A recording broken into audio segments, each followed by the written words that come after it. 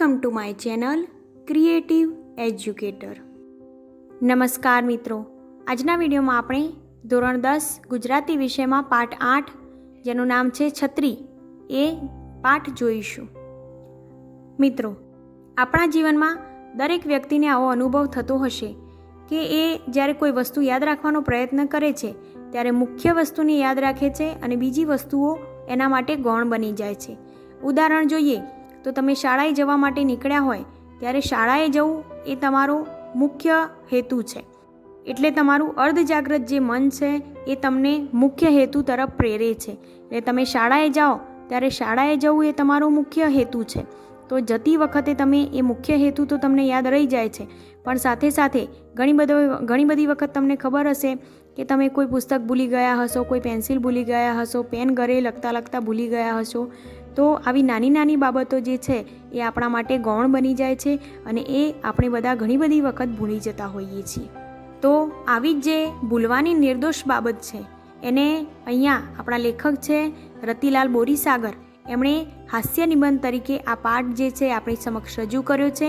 એટલે આ પાઠને આપણે હાસ્ય નિબંધ તરીકે આવી નાની નાની બાબતોને ભૂલવા માટેની જે નિર્દોષ બાબત અહીં રજૂ કરે છે એ આપણે પાઠની અંદર જોઈશું.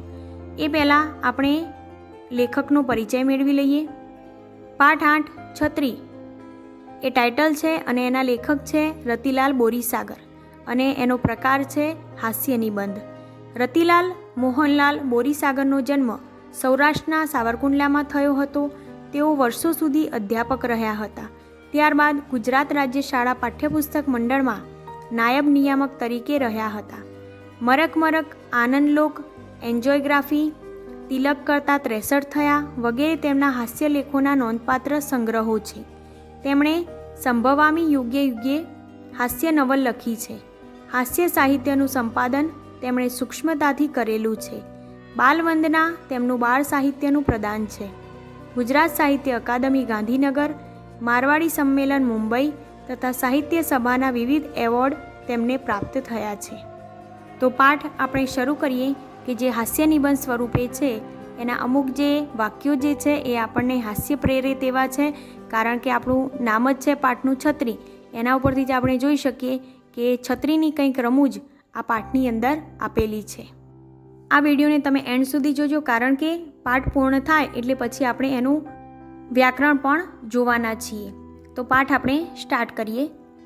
મોસમનો પહેલો વરસાદ પડ્યો ત્યારે હું છત્રી લેવા શહેરના એક જાણીતા સ્ટોરમાં ગયો અને નાની નાજુક છત્રી બતાવવા કહ્યું. દુકાનદારે જુદી જુદી સાઇઝની કેટલીક છત્રીઓ બતાવી. એક શ્યામા છત્રી મને ગમી. મેં એ છત્રી ખરીદી. દુકાનદાર ક્યારનાય મારી સામે ધારીને જોઈ રહ્યા છે ને કશુંક યાદ કરવાનો પ્રયત્ન કરે છે એમ મને લાગ્યું. કોઈ ગ્રાહક ઉદાર છત્રી ખરીદી ગયો હશે અને મારા જેવો જ દેખાતો હશે તો શું થશે એ વિચારે હું થોડો ગભરાયો. જો અહીંયા લેખક જે છે એ પોતાના વાતની શરૂઆત કરે છે કે વરસાદ પડ્યો એટલે હું છત્રી લેવા માટે દુકાનની અંદર ગયો. જુદી જુદી સાઇઝની છત્રીઓ જોઈ અને છત્રી બતાવનાર જે દુકાનદાર હતો એ કંઈક ના કંઈક બહાને એમની સામે ધારીને જોઈ રહ્યો હતો અને ધારીને જોઈ રહ્યો હતો એટલે એમના મનની અંદર એવી શંકા ગઈ કે કદાચ કોઈ ગ્રાહક ઉધાર છત્રી લઈ ગયો હશે અને પૈસા ચૂકવવા નહીં આવ્યો હોય અને એના જેવો હું લાગતો હશું એટલે મારી સામે જોઈ રહ્યો છે. છત્રીના પૈસા આપી છત્રી લઈ હું જવા કરતો હતો ત્યાં દુકાનદારે પૂછ્યું, સાહેબ? કાકાને બદલે સાહેબ કહ્યું એ મને ગમ્યું. પરિસ્થિતિમાં જોકે એનાથી ખાસ કશો ફરક નહોતો પડ્યો, તોય જરા સારું લાગ્યું. તમે ગઈ સાલ છત્રી લેવા આવેલા ખરા? જો પેલા દુકાનદારે એમને સીધું પૂછી લીધું કે તમે ગઈ સાલ છત્રી લેવા આવેલા ખરા?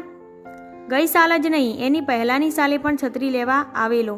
ગઈ સાલની પહેલાંની સાલે પણ મેં છત્રી ખરીદેલી. અલબત્ત એ બીજી કોઈ દુકાનેથી ખરીદેલી.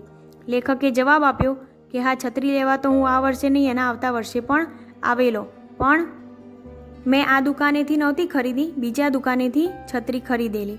પણ સાહેબ, અમારી છત્રી એમ દિવસમાં તૂટી ન જાય. અમારી છત્રી ખૂબ ટકાઉ હોય છે. તે હશે, હું ના નથી પાડતો, તમારી છત્રી ટકાઉ હશે જ, પણ તમારી છત્રી મારી પાસે ટકતી નથી. ખોવાય જ નહીં એવી છત્રી તમે રાખો છો? જો લેખકે જ્યારે વાત કરી કે તમારી છત્રી જે છે એ તૂટી કેમ ગઈ હશે? કારણ કે અમારી છત્રી તો ખૂબ જ ટકાઉ હશે. પણ લેખક જવાબ આપે છે કે હા, ટકાઉ તો હશે જ, પણ ટકાઉની જગ્યાએ મારે તો ખોવાઈ જાય છે, એટલે ટકાઉનો તો કોઈ પ્રશ્ન જ હોતો નથી. એટલે કહે છે કે તમારી છત્રી મારી પાસે ટકતી નથી, તો ખોવાય એની તો શું વાત કરીએ. તો પછી દુકાનદાર શું જવાબ આપે છે? એવી છત્રી તો અમે નથી રાખતા, કદાચ કોઈ નહીં રાખતું હોય. એટલે છત્રી તમારી પાસે ટકે એવો ઉપાય તમારે શોધી કાઢવો પડે. જો દુકાનદાર તો એમને શું સલાહ આપે છે કે તમારે છત્રી ખોવાય જ નહીં એવો કંઈક ઉપાય કાઢવો પડે. એટલે લેખકને કેવા વિચારો આવે છે જુઓ આગળ. પોતાના કુંવરને કાંટો ન વાગે એ માટે આખા રાજ્યની ધરતી ચામડાથી મઢી દેવાનો હુકમ કરનારા રાજાને એક માણસે કુંવર માટે ચામડાના બૂટ સીવી આપ્યા હતા. કદાચ રવિન્દ્રનાથ ટાગોરનું આ કાવ્ય છે. જગતને સુધારવાના મિથ્યા પ્રયત્નો છોડી જાતને સુધારવાનો ઉપદેશ કવિવરે આ કાવ્ય દ્વારા આપ્યો છે. જો ઉદાહરણ તરીકે યાદ કરે છે કે રવિન્દ્રનાથ ટાગોરનું જે એક કાવ્ય છે એની અંદર શું છે, તો એક રાજાને પોતાના કુંવરને કાંટો ના વાગે એટલે વિચાર કરે છે કે બધા જ રસ્તા ઉપર ચામડાથી મઢી દેવાનો હુકમ કરે છે. પણ એમને એક માણસે એવો ઉપાય આપ્યો કે બધા જે રસ્તા જે છે એને ચામડાવાળા બનાવ્યા કરતાં તમે કુંવર માટે જ ચામડાના બૂટ સીવડાવી દો. એટલે ચામડાના બૂટ એમણે સીવી આપ્યા હતા. એટલે બીજા બધા જગતને સુધારવા કરતાં આપણે પોતે જ જો એનો ઉપાય શોધી કાઢીએ તો એ વધારે બેટર રહે. જો આગળ શું કહે છે, છત્રીની દુકાનના માલિકે ટાગોરના કાવ્યો કે વાર્તાઓ કદાચ નહીં વાંચ્યા હોય, કદાચ ટાગોર વિશે ખાસ કશું જાણતા પણ નહીં હોય, પરંતુ તેઓ મને કદી ખોવાય નહીં એવી છત્રીના શોધવાના ફાંફા મારવાનું છોડી છત્રી ખોવાય જ નહીં એવો ઉપાય શોધવા સમજાવી રહ્યા હતા. તેમની વાત મને સાચી લાગી, પરંતુ જ્ઞાન મળવા માત્રથી કશું વળતું નથી અને મળેલા જ્ઞાનને આચરણમાં મૂકવાનું એટલું સહેલું નથી. લેખક વિચારે છે કે એમણે મને ઉપાય તો આપી દીધો, પણ આ ઉપાય ઉપર મારે અમલ કરવો કે કેટલો અમલ થશે એનો જ વિચાર કરી રહ્યા છે. છત્રી ન ખોવાય એ માટે મેં કશા ઉપાયો કર્યા જ નથી એવું ન કહેવાય. છતાં મારા સાનિધ્યમાં કોઈ પણ છત્રી એટલી બધી ચંચળ બની જાય છે કે મારો ત્યાગ કરતાં એને સહેજે વાર લાગતી નથી. દુકાનેથી લઈને ઘર સુધી પહોંચતા સુધીમાં પણ છત્રી ખોઈ નાખવાના વિક્રમો મેં એકથી વધુ વાર નોંધાવ્યા છે. જો અહીંયા હાસ્ય ઉત્પન્ન કરે એવા વાક્યો છે કે છત્રી ખોવાઈ જવાની તો વાત બરાબર છે કે છત્રી ખોવાઈ તો જાય જ છે, પણ છત્રી દુકાનેથી ખરીદી હોય નવી અને પછી ઘેર લઈ જવાનું એ ભૂલી ગયા હોય વચ્ચે રસ્તામાં ક્યાંક અથવા કોઈ પણ જગ્યાએ, એવા વિક્રમો પણ એમણે ઘણા બધા નોંધાવ્યા છે કે દુકાનેથી એ નવી છત્રી ખરીદીને પણ ઘરે સુધી પહોંચ્યા નથી. હવે લોકોએ એમને આ છત્રી ખોવાઈ ના જાય એના માટે કેવી કેવી સલાહો આપી એ આપણે જોઈએ. તમે ગળામાં માળાની જેમ મોટી દોરી રાખો, એ દોરી સાથે છત્રી બાંધો. છત્રી ખુલી શકે એટલી મોટી દોરી રાખજો. વરસાદમાં ભીની થયેલી છત્રીથી શર્ટ ભીનું ન થાય એ માટે ઉપરના ભાગે ઓછાળ વીંટી રાખજો. જો પહેલી સલાહ એ હતી કે ગળાની અંદર છત્રી ભરાઈ દો દોરી સાથે, અને દોરી એટલી મોટી રાખવાની કે છત્રી ખુલી શકે એટલે છત્રી ખોવાય નહીં. બીજી સલાહ જોઈએ, તમે છત્રી સાચવવા તમારી સાથે ને સાથે ફરે એવો પગારદાર માણસ રાખો. કેટલાક લોકો બહાર જવાનું હોય તેટલા વખત પૂરતો ડ્રાઈવર રાખે છે, તેમ તમે આવો 2-3 કલાક પૂરતો પગારદાર માણસ રાખી શકો. શું કહે છે? બીજી સલાહ કોઈએ એવી આપી કે તમારી છત્રી ખોવાઈ જાય છે તો છત્રી ખોવાઈ ના જાય એના માટે એક પગારદાર માણસ રાખી દો તમારી જોડે, તો એ તમારી છત્રી લઈને જ ફરે.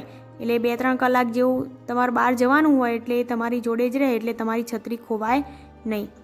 પછી બીજી એક સલાહ આપે છે, તમે ચાતુર્માસમાં ઘરે જ રહો, એક ટાણા કરો ને પ્રભુ ભજન કરો, છત્રી ખરીદવી જ નહીં પડે, એટલે પછી ખોવાવાનો પ્રશ્ન જ નહીં રહે. જો એક જણ તો એવી સલાહ આપે છે કે આ ચોમાસાના ચતુર્માસ હોય કે જ્યારે વરસાદનો સમય હોય ત્યારે કે તમે ઘેર જ રહો અને ભગવાનનું નામ લો, ભજન કરો, એટલે આ છત્રીનો કોઈ પ્રશ્ન જ નહીં થાય બહાર નીકળવાનો અને તમારી છત્રી ખરીદવી જ નહીં પડે. બીજી એક સલાહ આવે છે, છત્રી ઉપર તમારું નામ સરનામું લખો, કદાચ કોઈને જડે તો પુષ્કાળ લખીને તમને જાણ કરી શકે. જો એક જણે એવી સલાહ આપી કે એક કામ કરો, છત્રી ખોવાઈ જાય છે ઘડીએ તો એના ઉપર તમારું એડ્રેસ લખી નાખો, અને એડ્રેસ લખી નાખશો એટલે જ્યાં ખોવાઈ જશે ત્યાંથી એ પાછી મળી જશે. જો આવા લેખક શું કહે છે, છત્રી ન ખોવાય એ માટે ઉપરના જેવી ઘણી સલાહો મને મળી. કેટલીક સલાહો તો મળ્યા પછીની 5 જ મિનિટમાં હું ભૂલી ગયો. કેટલીક સલાહોનો અમલ કરવાનું ઘણું મુશ્કેલ લાગ્યું, પણ છત્રી પર નામ સરનામું લખાવવાની સલાહનો અમલ કરવા જેવું છે એમ મને લાગ્યું. એટલે આ વખતે લીધેલી નવી છત્રી પર મારું પૂરું નામ વિગતવાર સરનામું, ટેલિફોન નંબર વગેરે બધું જ લખાવ્યું. વરસાદના પાણીથી ભૂસાઈ ન જાય એવા પાક્કા રંગથી લખાવ્યું. મારો વિચાર તો આખો બાયોડેટા લખાવવાનો હતો, પણ મેં સંયમ રાખ્યો. જો અહીંયા હાસ્યાસ્પદ વાક્યો છે કે લેખકને તો એવું થઈ ગયું કે આ છત્રી ખોવાઈ ના જાય એટલે હું મારો બધો બાયોડેટા જ લખી નાખું, પણ પોતાની જાતને સંયમ રાખ્યું અને એમણે શું તો પોતાનું નામ, સરનામું અને નંબર, ટેલિફોન નંબર એ છત્રી ઉપર લખ્યા. છત્રી પર નામ સરનામું લખવાનો ઉપાય ખરેખર કારગત નીવડ્યો. છત્રી લીધાના 20 દિવસ પછી મને રાજકોટથી પત્ર મળ્યો. અમદાવાદ રાજકોટની મુસાફરી દરમિયાન પોતાની છત્રીને બદલે ભૂલથી મારી છત્રી આવી ગયાનો એકરાર એ પત્રમાં હતો. ક્ષમાયાચના કરી હતી અને એમની છત્રી મારી પાસે ન આવી હોય તો પણ મારી છત્રી લઈ જવા ઘટતું કરવા જણાવ્યું હતું. જો એમણે જે આઈડિયા વાપર્યો હતો કે છત્રી ખોવાઈ જાય તો એડ્રેસ ઉપરથી મળી જાય, તો એમણે એડ્રેસ લખાવ્યું હતું અને પાછા છત્રી નવી લીધી. એના પછી 20 દિવસમાં તો પાછી ખોવાઈ ગઈ. કે અમદાવાદથી રાજકોટની મુસાફરીમાં બેઠા હતા, ત્યાં એમને આ છત્રી જે છે એ ખોવાઈ ગઈ અને એની અંદર પછી રાજકોટથી એમને પત્ર આવ્યો હતો કે એક માણસે ભૂલથી પોતાની છત્રીની જગ્યાએ એમની છત્રી લઈ લીધી હતી. એટલે જો એમની છત્રી એમની પાસે હોય તો આપવા અને આયરીએ જે એમની છત્રી હતી એ પાછી પરત લઈ જવા માટે કીધું હતું. આ દિવસોમાં વરસાદ નહોતો એટલે મારી છત્રી ખોવાઈ છે એની ખબર મને આ પત્ર મળ્યો ત્યારે જ પડી. જે માણસ પોતાની છત્રી સાચવી ન શક્યો એ માણસ બીજાની છત્રી સાચવીને લઈ આવ્યો હોય એવી પત્ર લેખકની શ્રદ્ધા ચોક્કસ વધુ પડતી હતી. મેં પત્ર લખીને આ સજ્જનનો આભાર માન્યો અને એમની છત્રી મારી પાસે ન હોવાનું દિલગીરી વ્યક્ત કરી અને મારી છત્રી મેળવી લેવા ઘટતું કરવાનું વચન આપ્યું. જો સામેવાળા જે રાજકોટના ભાઈની છત્રી હતી એ તો આ લેખક પાસે હતી નહીં, એટલે એમણે ક્ષમાયાચના માગી અને પોતાની છત્રી ખોવાઈ ગઈ છે તો એ લેવા ત્યાં આવશે એવો એમણે નક્કી કર્યું. રાજકોટ રૂબરૂ જઈને પત્રમાં આપેલા સરનામેથી છત્રી મેળવી લેવા સિવાય છત્રી પાછી મેળવવાનો બીજો કોઈ ઉપાય સૂઝ્યો નહીં. આ ઉપાય મારા સિવાય સૌને નકામો લાગ્યો. જુઓ, આ લેખકને પાછો ઉપાય આવ્યો કે ભાઈ સામે પત્રનું સરનામું હતું રાજકોટનું, તો હું એ સરનામાએ જઈને અને છત્રી લેતો આવું. તો આવો વિચાર જ્યારે ઘરની અંદર સમક્ષ રજૂ કર્યો એટલે ઘરના બધાને આ વિચાર નકામો લાગ્યો, કારણ કે છત્રીના જેટલા પૈસા હોય એના કરતાં અમદાવાદથી રાજકોટ જવાના અને રાજકોટથી પાછા આવવાના છત્રી લઈને તો એ વધુ ખર્ચાળ હોય એવું ઘરમાં બધાને લાગ્યું. પણ એમણે તો નક્કી કરી દીધું કે ના, મારે રાજકોટ છત્રી લેવા માટે જવું છે. જો આગળ શું કહે છે, રાજકોટ જવા આવવાના બસ ભાડાના ઓછામાં ઓછા 250 રૂપિયા થાય. બીજો વધારાનો ખર્ચ ગણીએ, રિક્ષા ભાડા, ચા પાણી, નાસ્તો વગેરે તો 300-350 રૂપિયા થઈ જાય.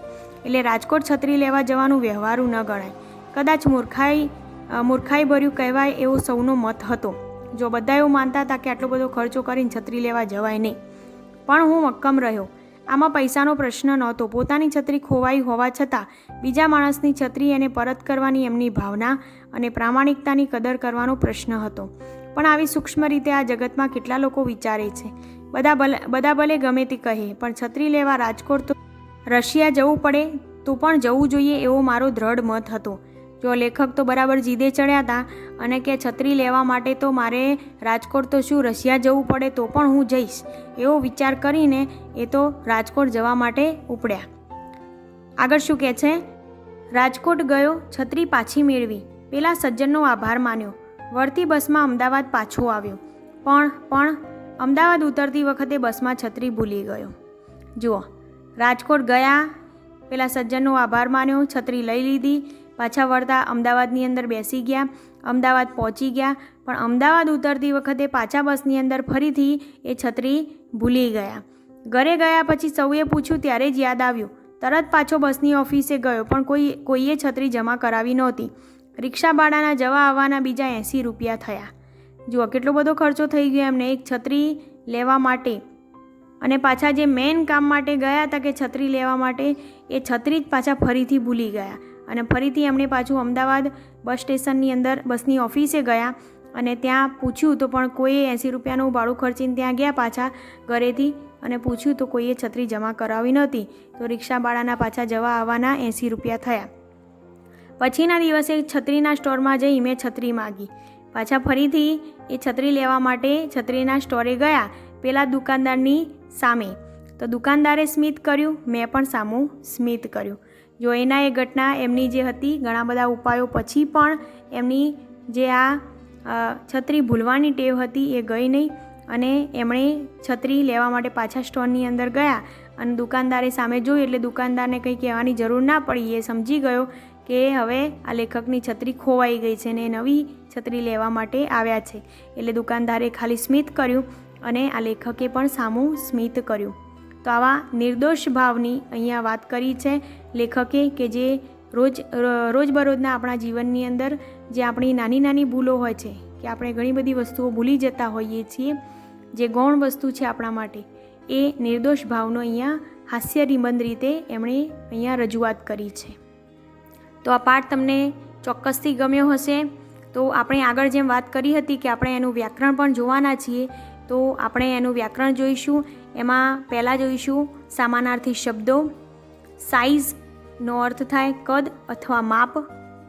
ઉપાય તો ઈલાજ, અહીંયા યુક્તિ છે. ટકાઉ એટલે ટકી રહે તેવું, મજબૂત. મિથ્યા એટલે ફોગટ, વ્યર્થ અથવા નકામું. આચરણ તો વર્તન. સાનિધ્ય તો સમીપતા. ક્ષમા યાચના તો ક્ષમા માગવી તે. કારગત તો સફળ. વાર તો વિલંબ અને જડવું એટલે મળવું. હવે જોઈએ વિરોધી શબ્દો. સજ્જન તો દુર્જન. વ્યવહારુ તો અવ્યવહારુ. હવે જોઈએ રૂઢિપ્રયોગના અર્થ. આચરણમાં મૂકવું તો પાલન કરવું અથવા અમલમાં મૂકવું. કદર કરવી તો લાયકાત જોઈ યોગ્ય બદલો આપવો. ફાંફા મારવા એટલે વ્યર્થ પ્રયત્ન કરવો. હવે જોઈએ શબ્દ સમૂહ માટે એક શબ્દ. અડગ રહેવું તે, તો એનો એક શબ્દ થશે મક્કમ. તો પાઠમાં તમને સારી એવી સમજણ પડી ગઈ હશે. તો આવા એજ્યુકેશનલ વિડીયોઝને જોતા રહો. Keep watching, keep learning.